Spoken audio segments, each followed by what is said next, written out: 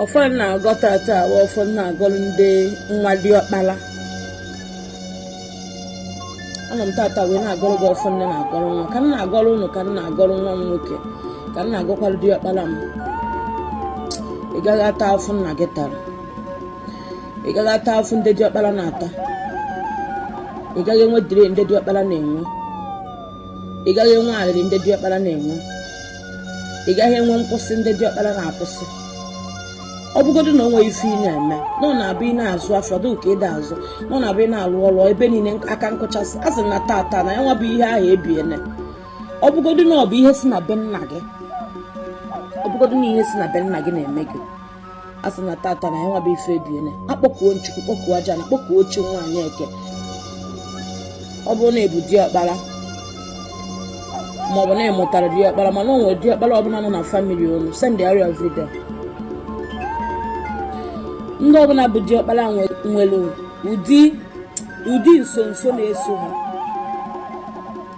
O nwere nwa nwaanyị bịa fụ m ebe m nọ yesterday. Ọ sị m ite ego. Ụmụ m niile ndị ọzọ kpatachara ego mana ọsọsọ nke Diokpala na ndị nke akpatala ego werezie ego ha wee na-asọpres nwa nwoke nke Diokpala.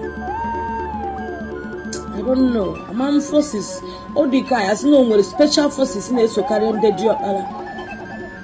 The thing really pain me because amarago mgbe ụmụnne gị niile jichacha ego gị nwa bụ Diokpala ifeọlụ tụtụ ụlacha na ọ na village. I know how ama nke o si epe na ama m ka ụdị akaje som ya eji nwanne ha wee mee. Kpọkuo ndị mmiri m kpọkuo ndị ichie ebe nna m ndị ichie ikwu nna m arọ nwoke arọ nwaanyị udo aja m kpọkuo m na asị m unu tikwa n'aka n'ọfa na-agọ n'ụtụtụ a. Ọ bụrụ na onwe ihe na-akwụsị ndị Diokpala ọ gaghị akwụsị onye ọbụla bụ ụmụ ite ego. Onye ọbụla na-eshare video na comment na like ọ gaghị akwụsị gị. Ihe ọbụla bụ delay, failure, disappointment, akpa asịsa a na-eme ọ dịka ada eme. A na-eme ọ dịka ada eme ọ dịka ya sị na ụwa nke gị dị iche.